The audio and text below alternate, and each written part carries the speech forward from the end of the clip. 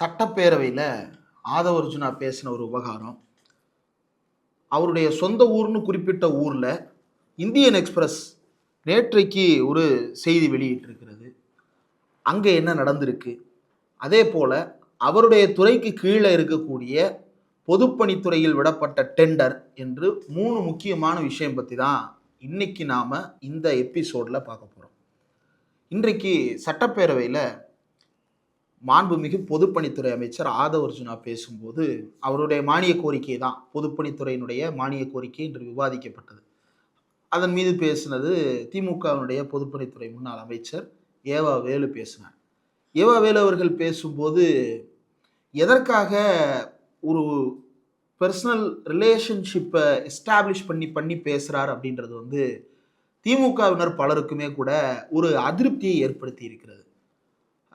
அந்த வெளிப்பாடு என்பது பலராலும் ரசிக்கப்படவில்லை அப்படின்றத நம்மளால் சமூக வலைதளங்கள்லேயே பார்க்க முடிகிறது. ஏவா வேலு அவர்கள் சொல்கிறாரு, உங்களுடைய அப்பாவை எனக்கு தெரியும், அவர் வட ஆற்காடு மாவட்டத்தில் பிறந்தவர் அப்படின்னு சொல்கிறதா இருக்கட்டும். பொதுப்பணித்துறை அமைச்சர் சகோதரர் பிறந்த மாவட்டம் எதுன்னு சொன்னால் அன்றைய வடார்காடு மாவட்டம். அல்லது வசந்தம் கார்த்திகேயன் அவர்கள் இங்கே கூட அந்நியார் லீமா ரோஸ் இருக்கிறார் அப்படின்னு சொல்றதா இருக்கட்டும். என் உறவினர், என் சொந்தக்காரர் தான் லீமா ரோஸ் உட்காந்துருக்காங்க. அல்லது ஆதவ அர்ஜுனா தனக்கு அவர் ஐபாக்ல இருக்கும்போது தன்னை நல்லபடியாக சிலரிடம் அறிமுகப்படுத்தி வைத்தார் அப்படின்னு சொன்னதா இருக்கட்டும். பொதுப்பணித்துறை அமைச்சர் அவர்கள் மறந்திருப்பாரா என்று எனக்கு தெரியவில்லை. அவர் தான் என்னை அழைச்சிட்டு போய் எனக்காக பேசியவர். இதெல்லாம் சமூக வலைதளங்களிலே இருக்கக்கூடிய தீவிரமான திமுக ஆதரவாளர்களாலேயே கூட சகித்து கொள்ள முடியாத அளவிற்கு கோபத்தை பலரும் வெளிப்படுத்த தொடங்கி இருக்கிறார்கள். அது ஏன் அவ்வாறு பேசப்படுகிறது அப்படின்றத மக்கள் உங்களுக்கு தெரிந்தால் கமெண்ட்களில் சொல்லுங்கள். அதை தனியாக கூட இன்னொரு வீடியோவில் பேசலாம். இன்னைக்கு என்ன நம்ம எடுத்துக்கிட்டது என்ன அப்படின்னா, இதுதானா? இது இல்லை, இது ஒரு சின்ன பார்ட்டு தான் நடந்தது, அதை தவிர்க்க முடியாதுன்றதுனால.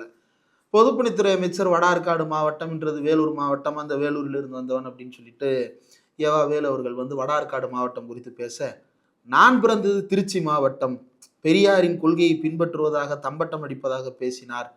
இன்று அறிவாலயத்தில் பெரியார் சிலை இல்லை, எங்கள் அலுவலகத்தில் பெரியார் சிலை உள்ளது. இவ்வளவுதான். எப்படி? எங்களுடைய கட்சி அலுவலகத்தில் பெரியார் சிலையும் அம்பேத்கர் சிலையும் இருக்கிறது. பெரியாரை பின்பற்றுகிறோம் அப்படின்னா நாங்க பெரியாருக்கு சிலை வச்சிருக்கோம்ல, அவ்வளவுதான்.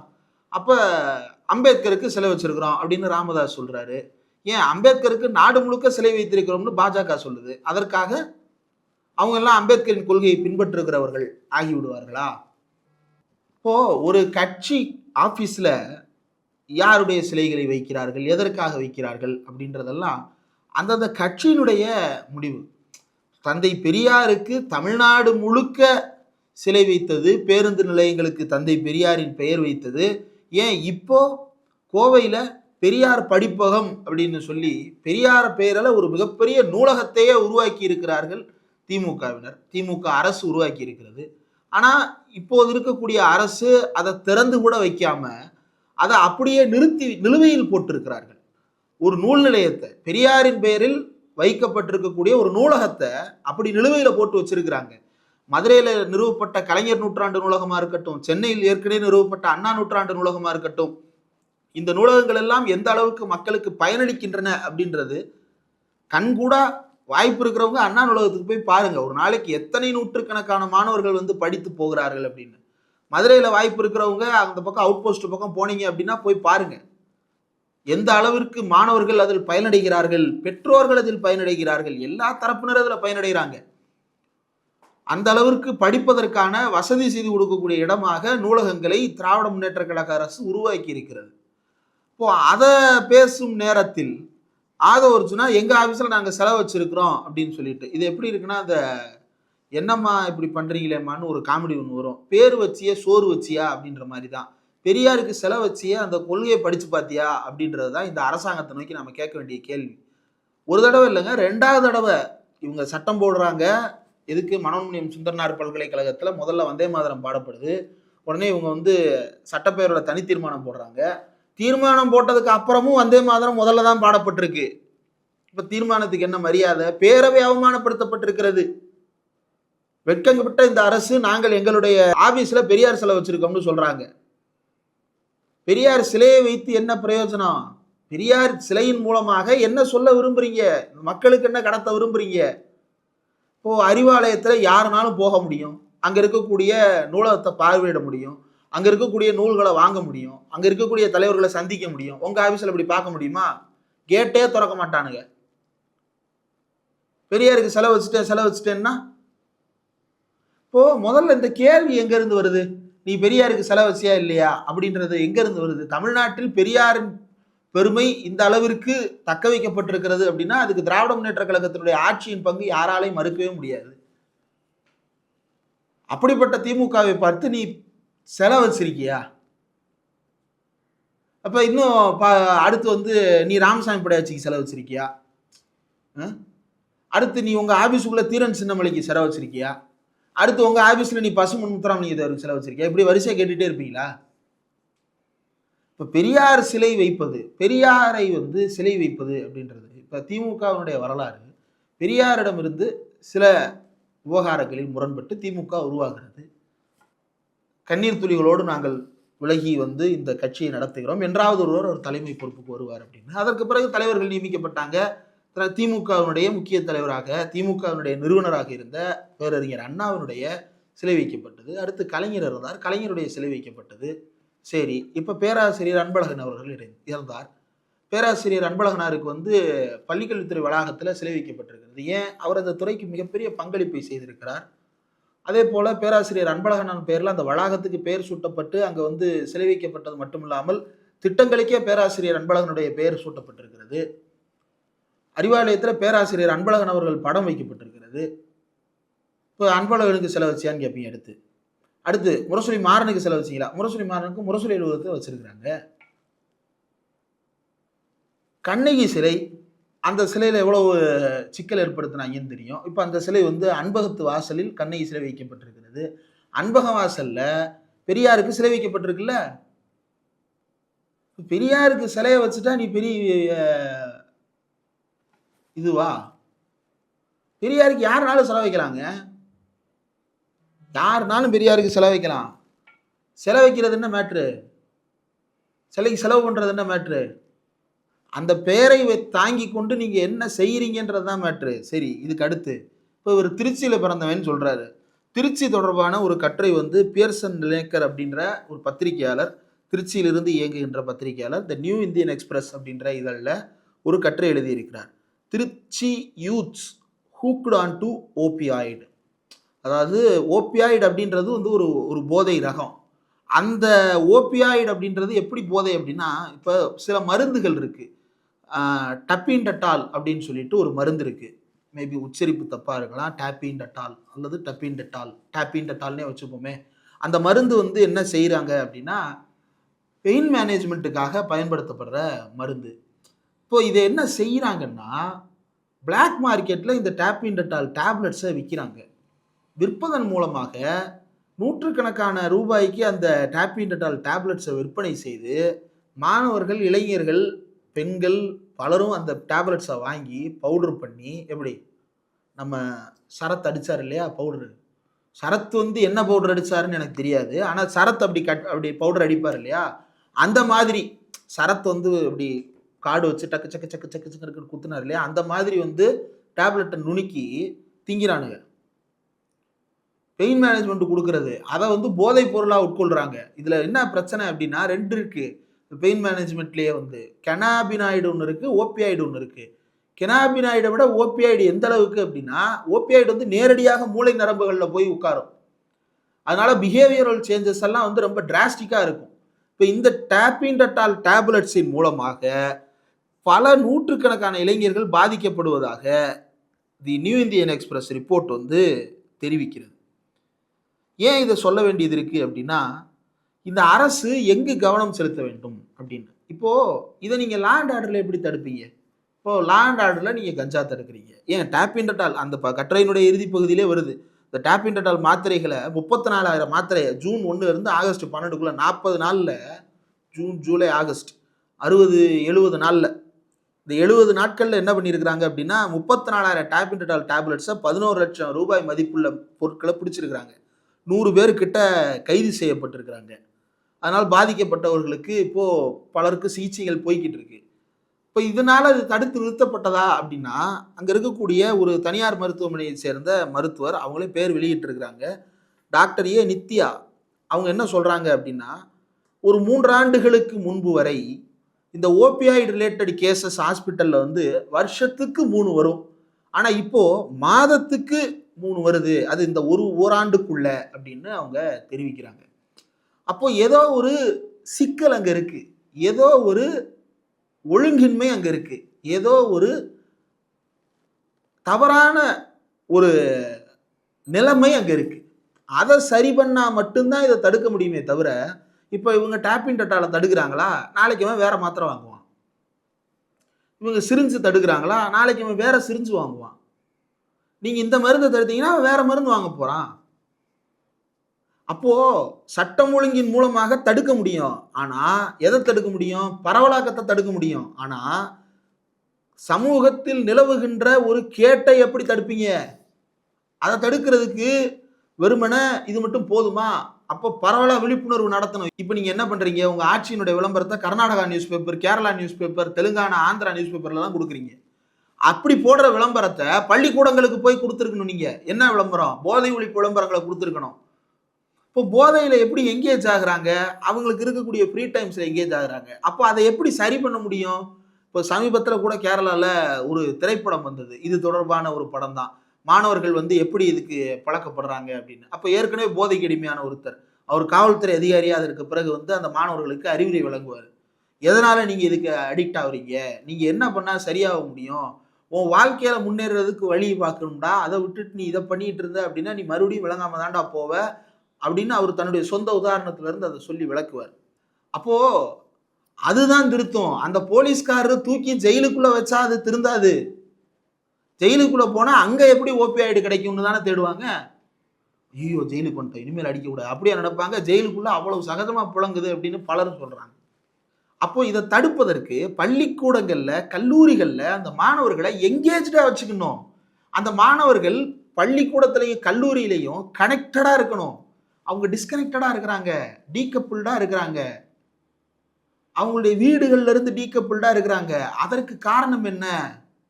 செல்போன் பயன்பாட்டின் மூலமாகவா அல்லது தவறான தொடர்புகளின் மூலமாகவா? அதை எப்படி சரி செய்வது? அவங்களுக்கு ஒரு ஆரோக்கியமான சூழலை உருவாக்கி தர வேண்டியது அரசாங்கத்தினுடைய பொறுப்பு. இப்போ போன ஆட்சியில் என்ன பண்ணாங்க? பள்ளி மாணவர்களை ரொம்ப எங்கேஜா வச்சிருக்கிறதுக்காக தொடர்ந்து நிறைய வந்து கலை ஆர்வத்தை தூண்டுகின்ற நிகழ்ச்சிகள் நடந்தன. அதுல பல்வேறு பள்ளிக்கூடங்கள்ல இருந்து பல வகையான திறன்களை வெளிப்படுத்தின மாணவர்கள் போன ஆட்சியில வெளிப்பட்டாங்க. அதுல பலரும் பல நிகழ்ச்சிகள்ல கலந்து கொண்டாங்க. இன்றைக்கு அவர்கள்லாம் படித்து முன்னேறி நல்ல நிலைமையில இருக்கிறாங்க. காரணம் என்ன? அரசு இப்படியான இந்த மாதிரியான ப்ரோக்ராம்ஸ்ல எங்கேஜ் பண்றது. அப்போ ஒரு சிலரை இப்படியான ப்ரோக்ராம்ஸ்ல எங்கேஜ் பண்ணலாம். அப்ப இன்னும் பரவலா எல்லாரையும் எப்படி எங்கேஜ் பண்றது? அப்ப அங்க வந்து ஸ்போர்ட்ஸுக்கு என்ன முக்கியத்துவம் கொடுக்கப்படுகிறது? இப்ப சொல்றாங்க, வாய்ப்பேச்சுல சொல்றாங்க, பிடி பீரியட் இன்க்ரீஸ் பண்ண போறோம், நாங்க வந்து பிடி பீரியடுக்கு வந்து அதிகமான எக்யூப்மெண்ட்ஸ் கொடுக்க போறோம் அப்படின்றதெல்லாம் சொல்றாங்க. அது அந்த பீரியட்ல மட்டும்தானே. அவன் ஸ்கூல் முடிச்சுட்டு அவன் எங்கேஜ் ஆகிறதுக்கு என்ன ஸ்போர்ட்ஸ் ஆக்டிவிட்டி எங்கேஜ் பண்ண போறீங்க? அதுக்கு தான் போன அரசு என்ன செஞ்சாங்க? செம்மஞ்சேரி பக்கம் ஒரு இடத்த ஒதுக்கி அந்த இடத்துல வந்து குளோபல் ஸ்போர்ட்ஸ் சிட்டி ஒன்று உருவாக்குறதா பிளான் பண்ணாங்க. தமிழ்நாடு முழுக்க மினி ஸ்டேடியம்களை உருவாக்குனாங்க. தமிழ்நாடு முழுக்க ஸ்போர்ட்ஸ் ஆக்டிவிட்டி சென்டர்ஸ் உருவாக்குனாங்க. அதெல்லாம் இப்போ என்ன நிலைமையில இருக்கு? அதுல செம்மஞ்சேரி தான் இழுத்து மூடிட்டாங்க. இப்போ நிப்பாட்ட போறாங்களாம். அதுக்கு காரணம் என்ன சொல்றாங்கன்னா, அது வந்து நீர்பிடிப்பு பகுதி அப்படின்றாங்க. இந்த பக்கம் இருக்கிற ஜேபிஆர் காலேஜால நீர்பிடிப்பு பாதிக்கப்படல, அந்த பக்கம் இருக்கிற தமிழ்நாடு ஹவுசிங் போர்டால நீர்பிடிப்பு பாதிக்கப்படல. நடுவுல காலியா இருக்கிற இடத்துல இப்ப நீர்பிடிப்பு பாதிக்கப்படுதுன்னா ஜேபிஆர் காலேஜை தூக்குன்றேன். அந்த இடத்துல ஸ்போர்ட்ஸ் சிட்டியை கொண்டு வரணும்னு நானும் சொல்லல. ஸ்போர்ட்ஸ் சிட்டியை கூட இடம் மாத்திக்கலாம். அந்த ஸ்போர்ட்ஸ் சிட்டிக்கு அடிக்கல் நட்டு அதுக்கு டெண்டரே ஃப்ளோட் பண்ணிட்டாங்க. அதை அப்படியே வச்சுக்கிட்டு வேற இடத்துல நடத்துங்க. ஆனா அது நீர்பிடிப்பு பகுதி இல்லை. அப்ப அந்த பக்கத்துல இருக்க ஜேபிஆர் காலேஜ் என்ன பண்ணலாம்? காலேஜா கட்டி வச்சிருக்கிறாங்க ஜேபிஆர் ஆக்கிரமிப்புல. அப்படிப்பட்ட ஆக்கிரமிப்பு தான் 91.04 ஏக்கருக்கு KKS சார் சொன்னாரு பேரவையில. 91.04 ஏக்கருக்கு அந்த ஏரியாவை ஆக்கிரமிச்சு வச்சிருந்த ஜேபிஆர் இருந்து 30 வருஷம் போராட்டத்துக்கு அப்புறம் மீட்டிருக்கு அந்த இடத்த. 2010 கோடி மதிப்பு. எப்ப? 2021லயே. இப்ப அந்த இடத்தினுடைய மதிப்பு என்னவா இருக்கும்? அப்ப அது தாண்டி வேற என்ன ஆக்கிரமிப்புகள்? அப்ப இப்ப அது நீர்பிடிப்பு பகுதின்றதுனால அந்த இடத்துல கட்டக்கூடாது. ஓகே. அப்ப ஜேபிஆர் காலேஜ் எந்த அளவுக்கு நீர்பிடிப்பு பகுதிகளை பாதிச்சு வச்சிருக்குன்றதையும் பாருங்க. ரைட். இப்ப அந்த ஸ்போர்ட்ஸ் சிட்டி எங்க கட்ட போறீங்க? அந்த மாதிரியான ஆக்டிவிட்டிஸ்ல தானே எங்கேஜ் பண்ணணும். இப்போ இதை வந்து பரவலாக்கணும்ல. மாணவர்கள் எங்கேஜ்டா இருக்கிறதுக்கான இடங்களை பரவலாக்கணும்ல. அவனை விளையாட்டுல ஆர்வத்தோட கொண்டு வந்து சேர்ப்பதற்கான வெளிகளை நீங்க உருவாக்கணும்ல. அதை எப்படி உருவாக்குவீங்க? அதை ஸ்கூல்ல இருந்து கண்டினியூ பண்ணணும். யார் யாருக்கெல்லாம் என்னென்ன ஸ்போர்ட்ஸ்லாம் இன்ட்ரெஸ்ட் இருக்கோ அவங்க எல்லாரையும் ஒரு டீம் ஆக்குங்க. அவங்கள வந்து கிளப் மேட்சஸ் விளையாட வைங்க, லோக்கல்ல கிளப்ல உருவாக்குங்க, அங்க அவங்கள விளையாட வைங்க. அப்ப அந்த மாதிரி ஆக்டிவிட்டீஸ்ல என்கேஜ் பண்ணாதானே வந்து சும்மா இருக்கிற நேரம் குறையும்ல. இன்னொரு பக்கம் எப்படி உருட்டிடுவாங்க அப்படின்னா, அப்ப அவன் படிக்க வேண்டாமா அப்படின்னு. எப்ப படிப்பு ஒரு பக்கம் அப்படின்னா விளையாட்டு ஒரு பக்கம். எனக்கு தெரிஞ்சு ஸ்போர்ட்ஸ்ல நல்லா இருந்துட்டு படிப்பை கோட்டை விட்ட மாதிரி எல்லாம் யாரும் கிடையாது. மற்றபடி ஸ்போர்ட்ஸ்ல நல்லா பயின்று நல்லாவும் படிச்ச மாணவர்கள் நிறைய பேர் இருக்கிறாங்க. எக்ஸ்ட்ரா கரிக்குலர் ஆக்டிவிட்டீஸ்ல ஃபோக்கஸ்டா இருந்த பல பேர் ஸ்டடீஸ்லயும் ரொம்ப நல்ல நிலைமையில தான் இருந்திருக்கிறாங்க. அவனுக்கு தெரியும் அவன் படிக்கிறதுக்கு. இப்போ ஸ்போர்ட்ஸுக்கு போனா படிக்காம போயிடுவான். படிக்கிறவன் அப்போ ஸ்போர்ட்ஸ் விளையாடாம தானே இருக்கிறான். செடன்டரியா உட்கார்ந்து இருக்கிறோம்ல. அப்போ அவனை எப்படி என்கேஜ் பண்ண முடியுமோ மாணவர்களை, மாணவிகளை, அவங்க வந்து சீர்கெடாம இருக்க அவங்களுக்கு என்னென்ன மாதிரியான ஆக்டிவிட்டீஸ்ல என்கேஜ் பண்ணலாம், இந்த மாதிரி யோசிக்கணும். கலை திட்டமா, கலை கரிக்குலமா அதை யோசிக்கணும். அதை விட்டுட்டு இதை வந்து ஆள் பிடிக்க போறேன், அங்க இருந்து வர போறேன், இங்க இருந்து வர போறேன், போலீஸை போட போறேன், படையை கட்ட போறேன், படையை கட்டி இலங்கை மீட்க போறியா? இப்படித்தான் ஒருத்தன் சொல்லிக்கிட்டு இருந்தான். இப்ப நீ படையை கட்டி என்னத்தை மீட்க போறேன்னு தெரியல. இப்படி படை கட்டுறதுனால தீர்வு வராது. இது 2வது விவகாரம். 3வது என்ன அப்படின்னா, சிஎம் வந்து புதுசா ஒரு ஆபீஸ் கட்ட போறாரு. எங்க கட்ட போறாரு? அதாவது செக்ரட்டரியேட் அப்படின்றது வந்து அது பெரிய வளாகம். நீங்க வெளியில இருந்த ரோட்ல போகும்போது பாத்தீங்க அப்படின்னா, நம்ம நியூஸ்ல பார்க்குற அந்த பில்டிங் வந்து தெரியும். பச்சை கலர்ல சேலைகள் தொங்கும், ஸ்கிரீன்ஸ் தொங்கும், அப்படியே அந்த ஹால் தெரியும். அதுக்குள்ள என்ன இருக்கு அப்படின்னா, அதுக்குள்ளதான் சிஎம் ஆபீஸ் இருக்கு. அதுக்கு அந்த பக்கம் அதுக்கு பின்னாடி வந்து அசம்பிளியில் இருக்கக்கூடிய எல்லா வளாகங்களும் இருக்கு. எல்லா அமைச்சர்கள், எல்லா எம்எல்ஏக்களுடைய ஆஃபீஸஸ் உள்ள இருக்கும். அதற்கடுத்து அசம்பிளி செக்ரட்டரியேட்டினுடைய டிபார்ட்மெண்ட்ஸ் எல்லாம் இருக்கும். இப்போ இதுக்கு இடம் பத்தாது அந்த இடம். அதனால கலைஞர் பிரிவில் என்ன பண்ணாங்க அப்படின்னா, பின்னாடி நாமக்கல் கவிஞர் மாளிகை அப்படின்னு சொல்லிட்டு ஒரு 10 மாடி கட்டடம் கட்டினாங்க. அந்த கட்டடத்துல தான் செக்ரட்டரியேட்டினுடைய பல்வேறு அலுவல் பணிகள் அங்கே நடக்கும். இப்போ இங்க இருக்கக்கூடிய மெயின் பில்டிங்ல இருக்கக்கூடிய ஆஃபீஸை நாமக்கல் கவிஞர் மாளிகைக்கு மாத்துறாரு. நாமக்கல் கவிஞர் மாளிகைக்கு மாத்துறதுனால என்ன நெருக்கடி ஏற்படுது அப்படின்னா, நாமக்கல் கவிஞர் மாளிகையில் ஏற்கனவே நீங்கள் அந்த ஃபோட்டோ பார்த்தீங்கன்னாலே தெரியும், அது ஒரு கான்ஃபரன்ஸ் ஹால். அந்த கான்ஃபரன்ஸ் ஹாலை முதல்வர் விஜய் வந்து இப்போ தன்னுடைய அலுவலகமாக மாற்றுகிறார். இப்போ நீங்கள் அந்த ஃபோட்டோலேயே பார்க்கலாம், பிஃபோர் அண்ட் ஆஃப்டர். ஆஃப்டரில் பார்த்தீங்க அப்படின்னா வேலைகள் நடைபெற்று கொண்டிருக்கின்றன. கீழே போட்டிருக்கிற ஃபால்ஸ் ஃப்ளோரிங், மேலே போடப்பட்டிருக்கிற ஃபால்ஸ் சீலிங் எல்லாத்தையும் மாற்றி அமைத்து வேலைகள் செய்யப்பட்டு கொண்டிருக்கின்றன. கூடுதலாக அங்கே நீங்கள் பார்த்தீங்க அப்படின்னா தெரியும், மரத்தில் டேபிள்ஸ் போட்டிருக்கிறாங்க. இந்த டேபிள்ஸ் வந்து சும்மா நிற்காது, 4 கால் வச்ச டேபிள் கிடையாது இது. இந்த டேபிள் என்ன பண்ணுவாங்க அப்படின்னா, கீழே வந்து ஆணி அடித்து நிப்பாட்டியிருப்பாங்க. ஆணிகளை பிடுங்கி அந்த வயரிங்ஸை பிடுங்கி அந்த டேபிளை பிடுங்கிறது அப்படின்றது சாதாரண ஒரு ஹவுஸ் கீப்பிங் ஆட்களால் செய்யக்கூடிய வேலை அல்ல. டெக்னீஷியன்ஸால தான் செய்ய முடியும், சூப்பர்விஷனோட தான் செய்ய முடியும். அப்போ நீங்கள் இந்த ஃபோட்டோவை பார்த்தீங்க அப்படின்னா இது எல்லாமே இப்போ கிளியர் ஆயிருக்கு. Which means works are already started, work is going on, வேலை நடந்துக்கிட்டு இருக்கு. பிரச்சனை என்ன தெரியுமா? இதுக்கான டெண்டரை வந்து ஆகஸ்ட் 12ஆம் தேதி நியூஸ் பேப்பரில் நோட்டிஃபிகேஷன் கொடுக்குறாங்க. ஆகஸ்ட் 13ஆம் தேதி, அதாவது 12ஆம் தேதி நோட்டிஃபிகேஷன் கொடுத்துட்டு ஆகஸ்ட் 13ஆம் தேதி கான்ட்ராக்டர்ஸை இன்வைட் பண்ணுறாங்க. செப்டம்பர் 1 3 மணி வரைக்கும், மதியம் 3 மணி வரைக்கும் டைம்.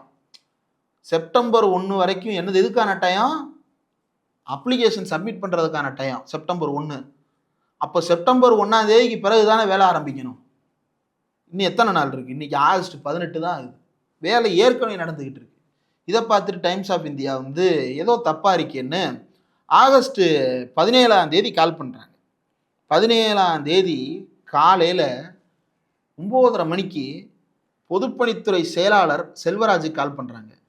என்ன இன்னும் வந்து டெண்டரை ஆன்லைனில் போடலையேன்னு. நியூஸ் பேப்பரில் வந்த டெண்டர் ஆன்லைனில் வரலை. ஏன் வரலை அப்படின்னா, இந்த இப்போ பண்ணிடுவோம் சார் அப்படின்னு சொல்லிட்டு அடுத்த அரை மணி நேரத்தில் ஆன்லைனில் பப்ளிஷ் பண்ணுறாங்க.